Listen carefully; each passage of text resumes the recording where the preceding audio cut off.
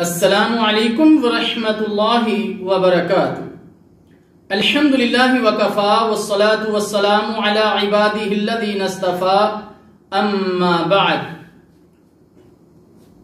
عقیدہ توحید کے بارے میں دروس آپ احباب کے سامنے ذکر کیے جا رہے ہیں۔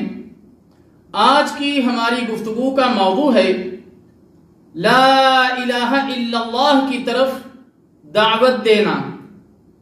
اللہ تعالیٰ جل شانہ کا فرمان ہے اعوذ باللہ السمیع العلیم من الشیطان الرجیم قل هذه سبیلی ادعو الی اللہ علی بصیرۃ انا ومن اتبعنی وسبحان اللہ وما انا من المشرکین۔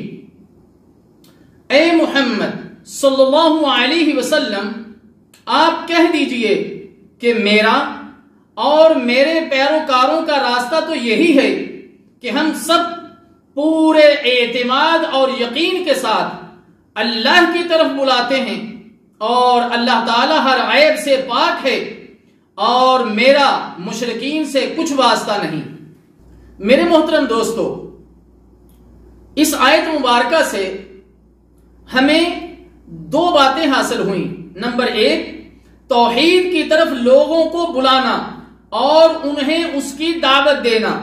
نمبر دو، اخلاص سے آگاہ کرنا اور اس کی تنبیہ کرنا، کیونکہ مشاہدہ کیا گیا ہے کہ بہت سے لوگ اگرچہ بظاہر حق کی دعوت دیتے ہیں مگر در حقیقت وہ لوگوں کو اپنی طرف بلا رہے ہوتے ہیں۔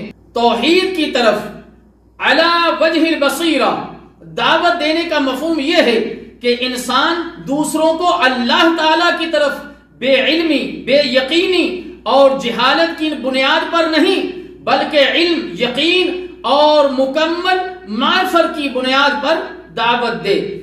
عبداللہ بن عباس رضی اللہ تعالی عنہ سے روایت ہے، رسول اللہ صلی اللہ علیہ وسلم نے معاذ رضی اللہ تعالی عنہ کو یمن کی طرف روانہ کرتے ہوئے فرمایا، تم اہل کتاب کی ایک قوم کے پاس جا رہے ہو، تم انہیں سب سے پہلے اس بات کی گواہی کی طرف دعوت دینا کہ اللہ کے سوا کوئی معبود برحق نہیں۔ دوسری روایت میں ہے کہ تم انہیں سب سے پہلے اس بات کی دعوت دینا کہ وہ اللہ تعالیٰ کی توحید کا اقرار کر لیں۔ اگر وہ تمہاری اس بات کو مان لیں تو انہیں بتلانا کہ اللہ تعالیٰ جل شانہ نے ان پر دن اور رات میں 5 نمازیں فرض کی ہیں۔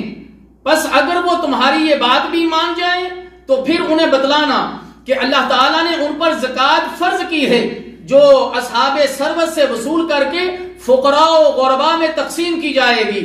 بس اگر وہ تمہاری یہ بات بھی مان لیں تو ان کے عمدہ اور قیمتی اموال سے احتیاط کرنا اور مظلوم کی بد دعا سے بچنا، کیونکہ اس کے اور اللہ تعالیٰ جل شانہ کے درمیان کوئی حجاب نہیں ہے۔ سہل بن سعد رضی اللہ تعالیٰ عنہ سے روایت ہے کہ خیبر کے دن رسول اللہ صلی اللہ علیہ وسلم نے فرمایا، کل میں یہ پرچم ایک ایسے شخص کو دوں گا جسے اللہ تعالیٰ اور اس کے رسول صلی اللہ علیہ وسلم سے محبت ہے، اور اللہ تعالیٰ اور اس کا رسول صلی اللہ علیہ وسلم بھی اس سے محبت رکھتے ہیں۔ اس کے ہاتھوں اللہ تعالیٰ فتح و نصرت عطا فرمائے گا۔ تب رسول اللہ صلی اللہ علیہ وسلم نے دریافت کیا کہ علی بن ابی طالب کہاں ہیں؟ بتایا گیا کہ ان کی آنکھیں دکھتی ہیں، تو رسول اللہ صلی اللہ علیہ وسلم نے ان کی آنکھوں پر اپنا لعاب مبارک ڈالا اور دعا فرمائی، چنانچہ اللہ تعالیٰ جل شانہ نے مکمل طور پر ان کو شفا عطا فرمائی۔ آپ صلی اللہ علیہ وسلم نے پرچم علی المرتضیٰ رضی اللہ تعالی عنہ کو تھما دیا اور فرمایا کہ تیاری کر کے ابھی روانہ ہو جاؤ اور سیدھے ان کے میدان میں جا اترو۔ پھر سب سے پہلے انہیں اسلام قبول کرنے کی دعوت دینا اور اللہ تعالیٰ کے جو حقوق اسلام میں ان پر عائد ہوتے ہیں وہ انہیں بتلانا۔ اللہ کی قسم، اگر اللہ تعالیٰ تمہاری بدولت ایک آدمی کو بھی ہدایت دے دے تو یہ سعادت تمہارے لیے سرخ اونٹوں سے کہیں بہتر ہے۔